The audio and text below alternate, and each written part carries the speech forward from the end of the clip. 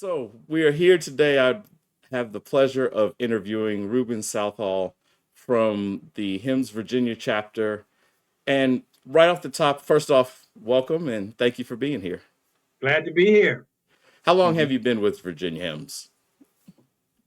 I could say maybe 12 years. I mean, it's Wow. really been a long time. I'm trying to think about what job I had. So I think I might have been a director of clinical applications at that time. If not that, a manager of clinical apps. So that's about 3, 4 positions ago. So definitely over a decade, it seems Definitely over like. it. Yeah. Yeah, yeah. Yeah. First off, let's go with, are you binge watching anything? That's sort of everybody since You like know, 2020, this is all we do now. We don't watch live television anymore, right? yeah, I watched that on Netflix about that story about Moses. It was like 3 parts. Each one was 90 minutes. Hey, I thought that was great. And I was telling my wife, that guy that played Pharaoh, he was scary. I'm serious. But yeah, I watched that. I don't think I watched it. I might have watched it over 2 or 3 days because each was 3 episodes, and each episode was like 90 minutes. But I think they did a good job on it. You know what I mean? Yeah. So I watched that. And then my wife, she's watching something on BBC that I've been watching with her, and I couldn't get the name right, but it's around the 1800s in England, and it's I'm enjoying the daylights out of it. Yeah, Gotcha, gotcha. yeah, yeah. I was gonna say she's not getting into like The Crown and Oh, stuff like that, is she? oh, It sounded no, like you she's was not talking about the watching that. England. No, no, these are like things that have been produced a while back. But I Gotcha. did binge watch something. Oh, I know what I watch all the time. FBI in New York. Oh, That's my show. gotcha, Okay. Yeah, the gotcha. FBI show in New York. Yeah. Awesome, awesome. And you know what's kind of interesting about that? I watch shows like that, being a leader. When I was watching the movie Moses, I was thinking about Moses' leadership style, even Pharaoh's leadership style, and that kind of stuff.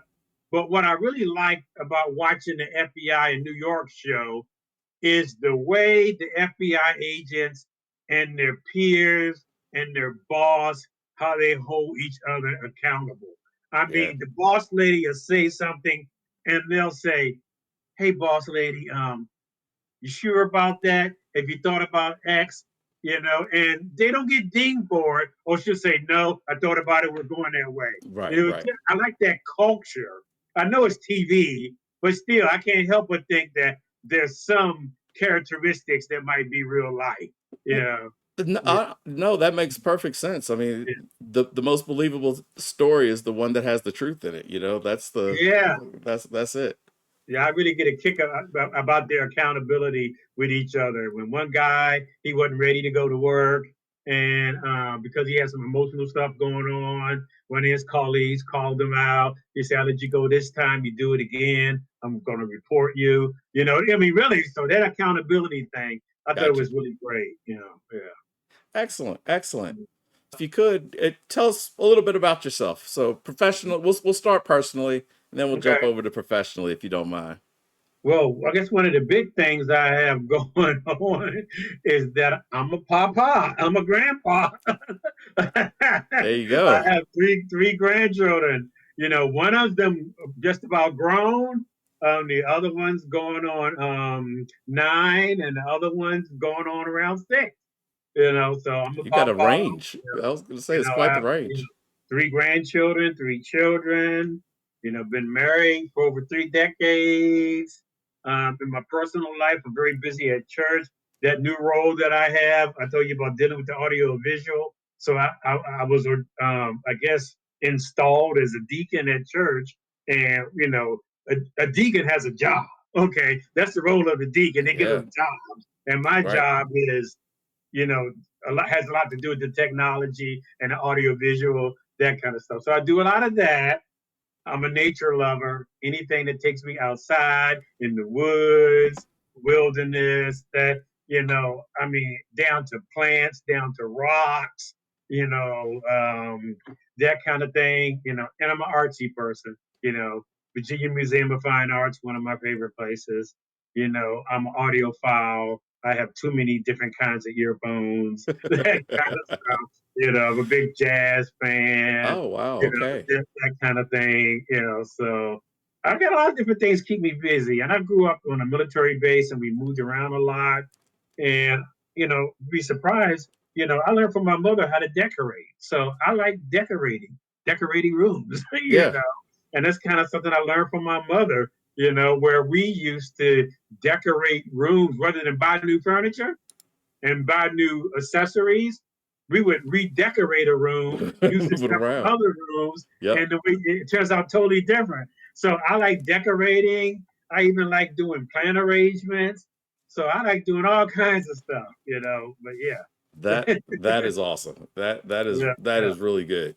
yeah, So personally, we know that we now yeah. can hit you up for all interior decorating and outdoors if we need anybody to lead us in I like landscaping. yeah, I was gonna say any of that. It lead us on a hike. So maybe Yeah. we'll have to schedule one of these Virginia Hymns hike event. We're gonna have Now to. that would be I nice. think we're gonna. That might be. Stay tuned. We may have to come back to Yeah, that one. we do that one in Charlottesville. You know what I Yeah, mean? that's it. That's it. Great Yeah, spot for that. yeah. So, professionally, tell us a little bit about yourself as well. So I know you're at, Yeah, VCU Health there in Richmond, but yeah. yeah. Yeah, I did I don't know, I guess a little interview. I don't know, it might have been 10, 15 years ago. And the way I described myself was a homegrown professional. And what I meant by that is I've been working, had the pleasure of working at VCU Health. I just hit my 35-year service award, at Wow. VCU Health. And the reason I say I'm homegrown is because, I started my first job at VCU Health was in patient transportation. Okay. And that was at a time that I was like in between jobs. And, I already had a degree, but couldn't find a good job, that kind of stuff. And I remember my buddy told me, he said, Reuben, knowing that I had a degree, he said, this is not what you used to, but this will get your foot in the door. And he was right. I got my foot in the door and never left. Yeah. Okay. Well, Foot, leg, everything else yeah, just kept following it, yeah. huh?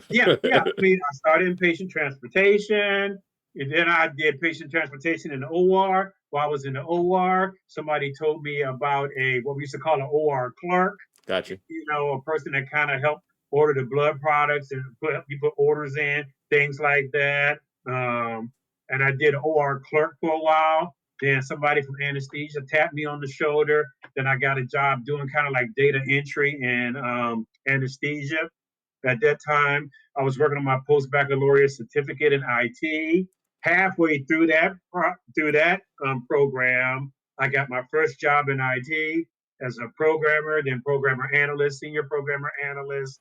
Somewhere along the way, I got team lead over clinical applications. Then I became manager of clinical applications. Then I became EMR program manager, something like that. And then I became director of clinical applications. Then I became the associate CIO of operations. And then we had two associate CIOs. Then I became the only associate CIO. And then we didn't have any CIO. So I kind of played not quite interim CIO, but kind of filled in the gap for a Sure, while. sure. Then we got a new CIO. We had an org chart change, and I became the director of ancillary business systems. Then my team grew by 30%, and I became the director of ancillary systems when I Wow. acquired the ancillary clinical systems. And that's the wonderful job I have today, Yes. director of ancillary systems. So that's a snapshot. That's a heck of a snapshot. I got to tell you that is an impressive snapshot. First off, the way you just rolled through them. I mean, I'm gonna definitely have to like watch back to see this whole thing again, just to be able to follow all of that. So Yeah. I'll ask you. So what really drew you to healthcare? So you told us a little bit about getting your foot in the door and you kind of jump in. But was there a sort of once you got in, what kind of I guess maybe not drew you, but what kept you? You What know kept what? you in that? I had to reflect on that because you know Sure. what? I used to always say that my first job in healthcare was in patient transportation at VCU Health. And you know what? That was absolutely wrong. Okay. I forgot about it. When I was doing my undergrad down in Thibodaux, Louisiana, down there on the bayou, Wow. I Wow. forgot that they used to call it housekeeping. Now they call it environmental services. Sure. I worked for 4 years straight in housekeeping at Thibodaux General Hospital in Thibodaux, Louisiana. Wow. Got Wow. all done, you know. But at that time, I was just a struggling college student, just trying to make some money and Hey. survive. Okay. But what drew me to healthcare is the mission of healthcare. Okay. You Gotcha. know, being able to help people. And I remember one time I was working in anesthesia as an OR clerk, and you have to deal with people that have intense high stress jobs. Sure. People like to have to do liver transplants and things like that. And I never forget the day that a surgeon came out and he was very upset about not getting some blood products up to the OR quick enough. And, I was the object of his frustration. Sure. And it didn't bother me, because what I thought about, I said, suppose that was my grandmother on that table. I don't care what that man has to say to me to try to get me to call the red phone Make that we this had happen. back then. And I had Yeah. to think about those things. And I had to think about the kind of pressure that he's under. So I put the focus on those who are getting the care and those who have to deliver the care Sure. because there's pressure on them also. Right. Those who have to give the care feel enormous pressure. And having been a patient, being the kidney transplant survivor, I know how it is to be the person in the bed. I know how it is to be the person in the bed waiting on a pain med in pain. So I have that compassion for both sides, the one in the bed, the one giving the bedside care. So Sure. that kind of drew me to healthcare. In terms of healthcare technology, and working as a clerk in the OR and doing the data entry kind of role in anesthesia, I wanted to know more about the inner workings of the systems I was using. So Gotcha. that's pretty much what that was.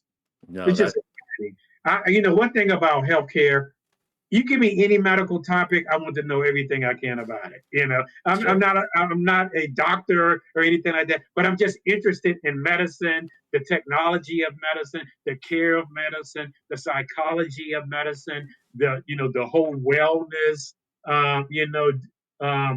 drive that's out here now. Looking at the whole person, not just one facet of the human entity. And I'm Right. just interested in all of it. Gotcha. So it sounds like you're like a lifetime student, basically, is that's Absolutely. yeah, yeah. Absolutely. Yeah. Anything that has to do with healthcare and, learning, diet, exercise. Sure. Because you know what? As they used to use the old days, I'm not a spring chicken anymore. You know what I mean? I'll see, like they say, I have some mileage on me. So I would like to get some more miles on me. That, Like they say, like that Honda, that has 150,000 on it. I'm trying to keep get it to 250,000 miles. exactly, If I exactly.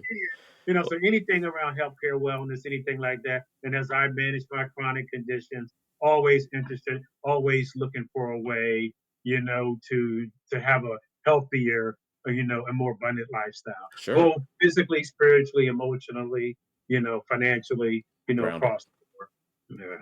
Yeah. Yeah. So this was going to kind of lead into the next question. Full-time student, the lifetime student, I guess I should say. Yeah, yeah. Hmm.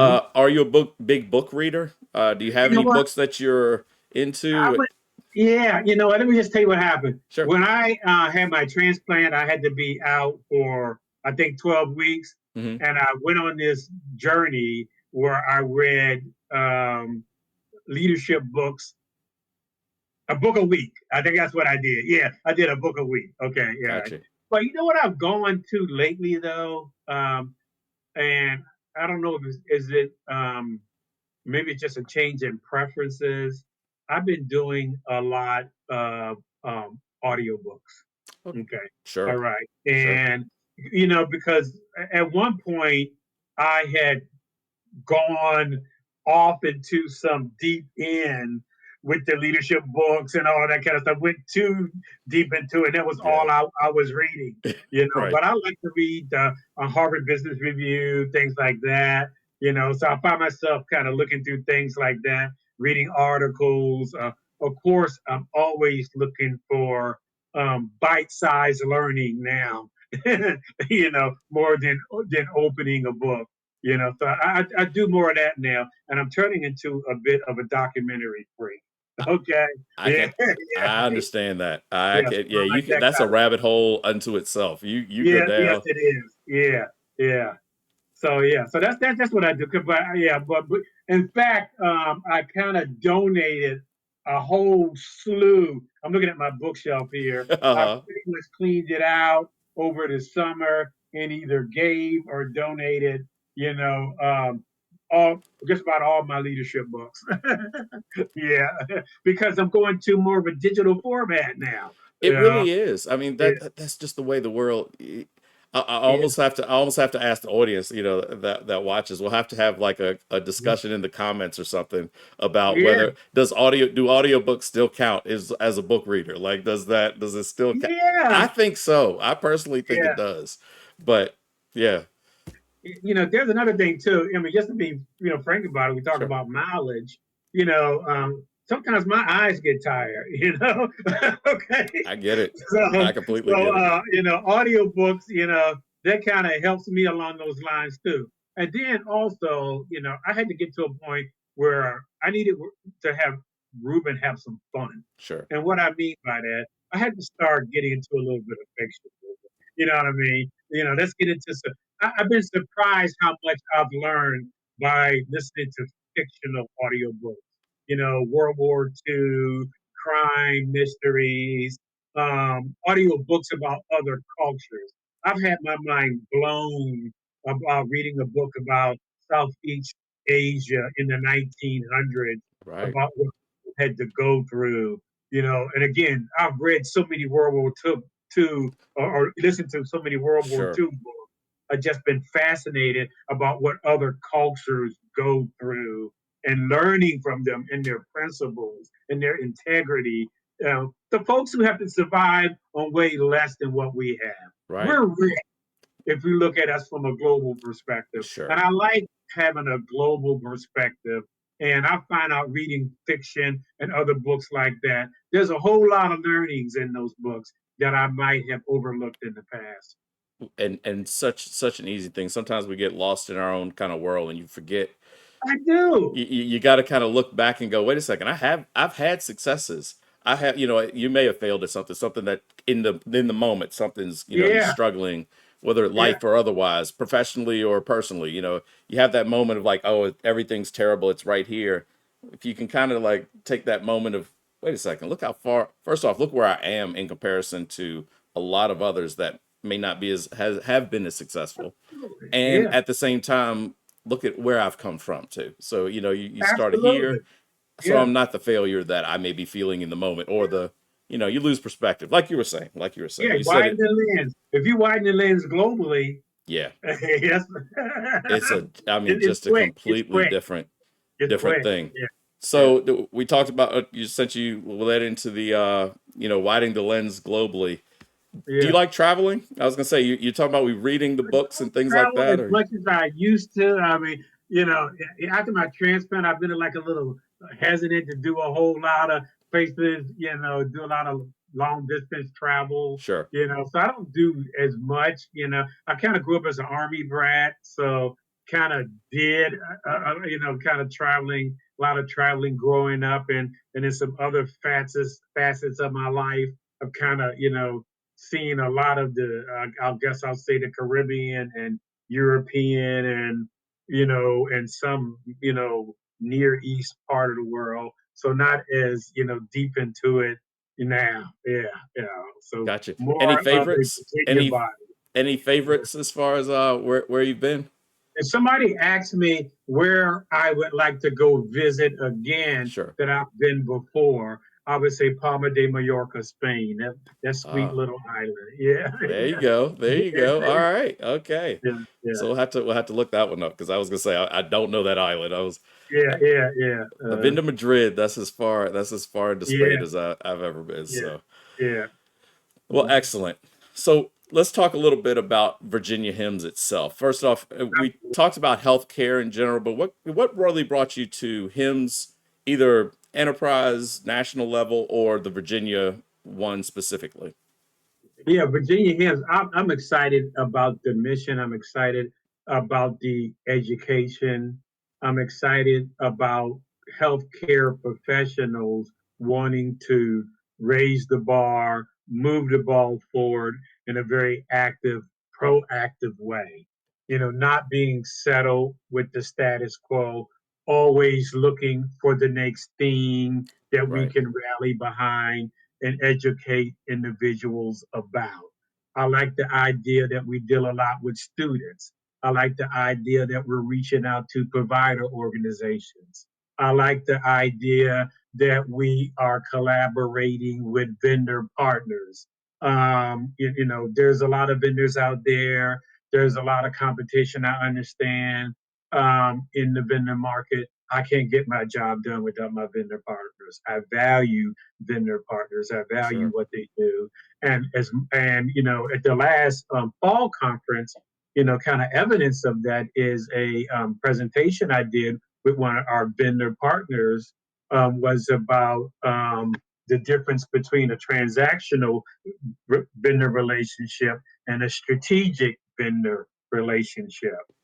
So I like the fact that Virginia HIMSS brings together the vendor, the providers, the learners, and brings them all together into one room. Right. And that's the kind of collaboration we need. And I want the next generation to be excited about what can happen in healthcare IT. Another thing I like about Virginia HIMSS is that we're also not being blind about the governmental aspect of it, the Right. legislative Sure.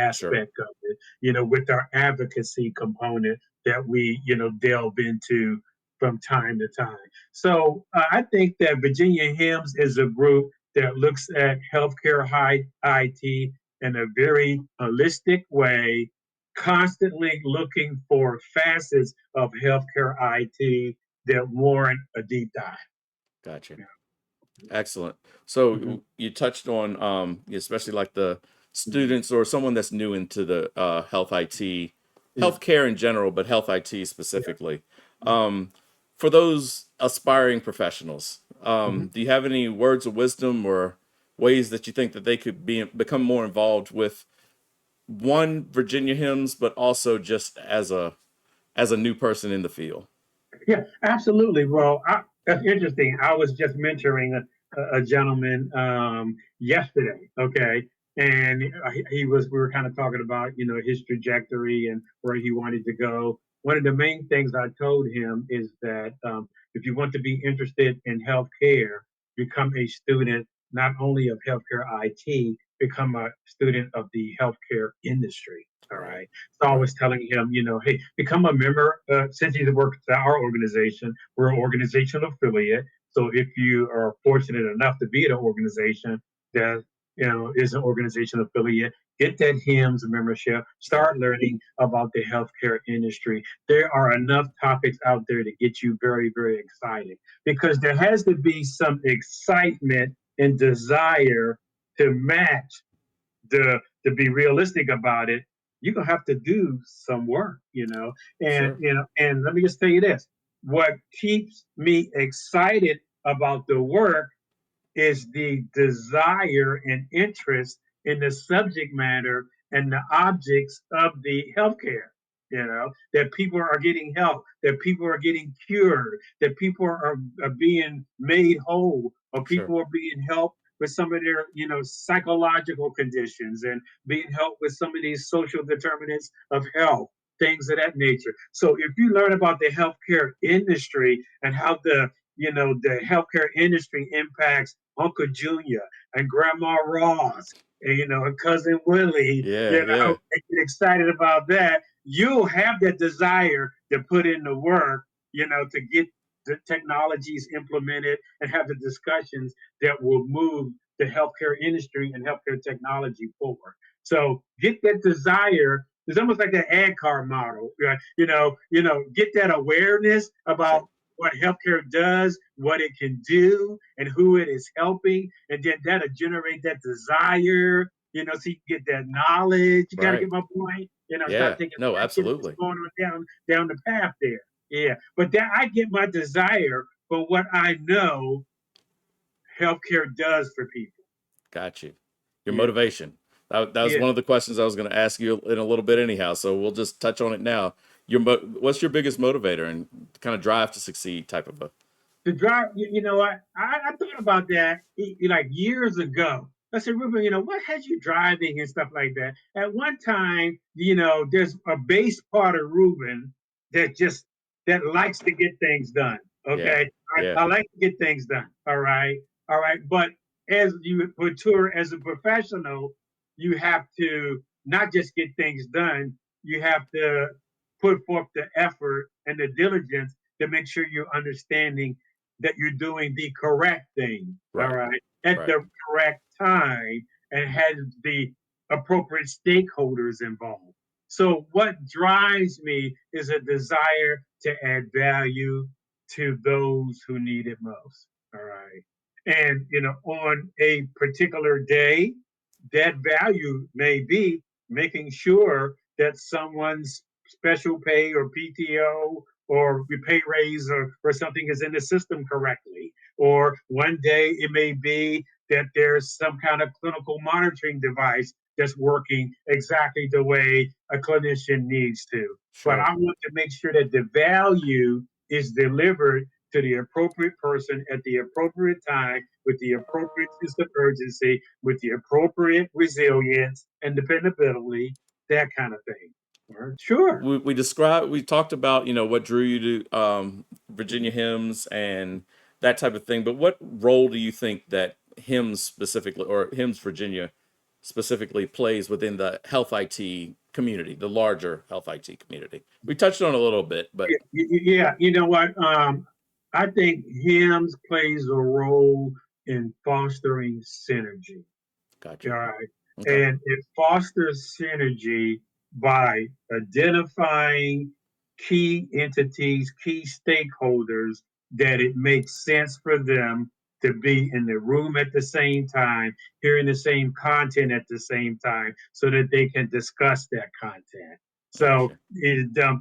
HIMSS creates those synergies or the opportunities for those synergies and those collaborations. That's what I see him as doing. So we talked earlier about the litany of different jobs that you've had in healthcare, and so I wanted to talk just a little bit. How much do you see that you've been there for a while now? So Yeah, how much has the industry? How would you say the industry has changed most or evolved over those 30+ years? 35 years, 35 35. years. Yeah, I was gonna say I Oh, thought yeah. 32. I couldn't remember. Well, one big change is we used to have this thing called a light pen. We Oh, moved yeah. from a light pen to a mouse. Okay, all right. Right. All right. We moved, Gotcha. off the mainframes essentially. We moved to the cloud. Yeah. Okay. We have a lot of hosted, rather than on-prem. Okay. There's been a big emphasis on usability. Right. You know what Right. I mean? So I've seen, and I'll tie usability with consumerism. If I can do it at home, why can't I have that ease of use at work? So that's a major change that I have seen. And I don't work in I guess I'll call it not quite private industry, but there's some speed to market kind of, pressures there. We can't take 3 years to do everything. No. We Right. got to get Right. that value, in a quicker way, which kind of fosters some of the agile methodologies and things like that, getting value sooner, getting the Sure. feedback sooner. Don't invest a year before you hear some feedback. Right. Right. That kind of thing. Um, Other changes in the industry. There's we have our I will say education. Okay, and what I mean by that, when I first started in IT, there was a lady that had a master's degree, and I said, who and she is, and now there's all kind of folks with like masters, PhDs, and Yeah. all kinds of stuff in IT, Sure. nurses. I mean, all kinds of nurses have PhDs right now. Yeah. So I've seen a push for those graduate degrees. Again, a push for delivering value quicker, and just the technology has changed. Sure. The methodology has changed. So that's what I've seen. Yeah. So I would be remiss if with your breadth of knowledge on the subject and again time that everybody's favorite two letters in the world probably these days, but especially in the IT field of Mm-hmm. AI. Those are Yeah. the everybody's two favorite or most feared letters, I guess, that are out there. Yeah. How do you, and I'm completely putting you on the spot, so I It's apologize okay. ahead of time. Apologize ahead of time. We're, of course, going to all come back to this to watch it in 5 years to see if you were Uh-huh. right. But Okay. All yeah. right. Yep. But how do you see AI currently, but also, growing over the next, let's say 3 years. So, 5 years is a long way out, but Yeah. Yeah. The way I see it, I don't know what technology to pick, like maybe a TV. Okay. sure. Used to be not that many people had a TV, right? All right. Now everybody has a TV. Okay. There's only, I don't know how many people are dipping their toe in the water with AI, but I predict everybody's going to be using AI soon. The Yeah. reason I tell you that, because my 8-year-old daughter over lunchtime today told me she was using Chat GBT. Okay. See, right? I Yeah, mean, so it's going to be ubiquitous, is my thought. Okay. And yeah, I think the breadth of use is going to be massive. And in sure. fact, not only in the professional realm, but in the just having fun realm.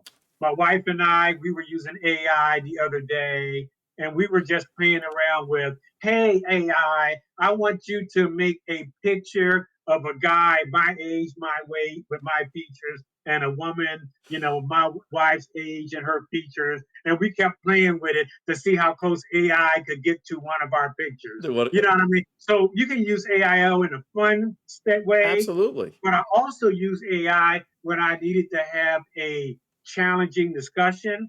And I asked AI for some feedback. And, I didn't take it verbatim, Of but course. it gave me some things to think about. I think it's going to be ubiquitous. All right. The Yeah. question is going to be, will organizations be smart enough when it comes to actually, like healthcare systems, to put AI governance in place when it Right. comes into the workplace to govern how it's used. But as far as at home, as consumers, I think it's going to be ubiquitous. We're going to be using it for some of everything. Sure, Yeah, sure. yeah, And in a way, AI has been around. Technically, artificial intelligence is anything that's not human driven. That I yeah, mean, yeah, really, you're kind of going down the path. So yeah, I completely see that as being yeah, when the yeah. 8-year-olds are rolling out and doing it. I Yeah, mean, this is where it's heading. So I mean, absolutely, there's it's the absolutely. governance and pieces like that, like you were mentioning. Is Yeah, governance is incredibly important. In fact, I'm just finished having a meeting with some of my senior leaders about putting a governance policy in place about one area of IT. So governance is important with AI. It shouldn't be any exception. It cannot be the wild, wild west. We have to be thoughtful sure. as we go about leveraging this very powerful tool. Mhm. Gotcha. No, that is absolutely true. So we're coming up on the end here. I'll wrap up with a couple of the easier questions. One I have to ask. I wasn't sure about this one. Mhm. Are you a sports fan at all? I'm a New Orleans Saints fan. Yeah. Okay, Remember I gotcha. told you I was born in Thibodaux, Louisiana, right across from the bayou. Got the Bayou. And Excellent. I've been watching I watched basketball last night. I watched LSU and Oh yeah, Iowa, which was quite a game. That was so exciting. that Yeah, was yeah. Caitlin Clark, man, that yeah, girl that was was phenomenal. she Just was phenomenal. amazing last night. Yeah, yeah. But LSU, I mean, they had their run. They had their run Yeah, they did. last year. Yeah, they did Yeah, it last year. yep. Yeah. We're coming off the holiday. Easter was just Uh, what 2 days ago now. yeah. And so I have to ask, favorite holiday that you have My favorite and why? holiday is Thanksgiving, and just because we have a family tradition where we go around the room and we have each person describe, why they're thankful or what they're thankful about Sure. in their life. And it seems to be, more of the mellower, relaxing kind of holidays, no retail pressure, in terms of going out buying this and that kind of stuff, Gotcha. so that's it. And I'm thankful for a lot of things. So, hey, that's my favorite one. Yeah. That's awesome. No, that's for sure. One, Hmm. if you take health IT off the table, so we'll take it off the Yeah. table. But if you Hmm. could have a career in anything, what would it be? You know, that's an interesting question because my wife and I were kind of talking about that. She said, "Hey, I wonder what else you would do." I was supposed to be. I was voted most valuable musician when I was in like around the eighth or ninth grade. Okay. So, What'd so you folks play? that knew me back then probably would have thought I would have been a musician, but I don't know if that would have been the career for me. I think something in a classroom Okay. teaching. I think teaching at the college or junior college level, something like that. I like teaching. Yeah, I think that Excellent. would have been my approach. Like, I want to be a professor. That's Yeah, it. That's it. yeah, yeah. So since I like to talk anyway, That's it. That's it. So we'll have to have you up, and we'll just you're a professor from now on. We'll just Yeah, yeah. okay. Yeah, I think that would have been it. I would have wanted to be a Excellent. professor. Yeah, yeah. Excellent. Hmm. So last question. Obviously, this is going to be the most difficult of all of them. Are you a Okay. coffee or a tea person? Hey, I like coffee more than I should. Okay. And the one I'm really liking right now is this one called Jamaica Me Crazy. Oh, Okay. All right. oh, the coffee's so good. But I found a substitute that doesn't have as much caffeine in it, Okay. and it's crystal light with caffeine. Okay. Okay. Yeah. So it's essentially Kool-Aid with a bump of caffeine, A little bit, a little So kick, a little kick. it's a little kick, but I still try like to get my Jamaica Me Crazy. I might skip a day here or there, Sure. but like I had a cup of it today, so I won't have any more. But yeah, yeah, I'm coffee, but I like tea also. Yeah, but Gotcha. coffee is more That's my go-to. that's king. That's Yeah, yeah. yeah, So we just have to make sure we have a good, a good amount of coffee on hand. Jamaican me yeah, crazy. yeah. That's For right. it, the annual conference or maybe before the hike that we're now gonna just randomly start scheduling here. That's right. Yeah, for That's the right. Virginia Hey, Hymns it hike might that's just be coming me up. and you. That's okay. That's it. That's it. I need to hike as much as possible. So all the walking Yeah. I can get, that's good for me. Hey, So look, that's my exercise. There is walking. yeah. That's it for me. Maybe a little bit of weights, but yeah, walking. Yeah. Well, Ruben, again, thank you very, very much. This was really entertaining. I appreciate the Anytime. yeah, the time. And yeah, so you're on LinkedIn. I was gonna say if everyone wants to follow to look up Ruben. I have it on the scroll. You probably can't see it on your end, but there's a scroll Okay. just that shows your LinkedIn and being able to reach out. But Reach otherwise, out. yeah. Yeah, reach out. I'll talk your ear off. Yeah. No, that's good. That's good. That's good. Well, I appreciate it again. Thank you All very right. much. And everyone else, thanks for watching, and we'll see you soon. All right. Take care. All Later. right. See you later.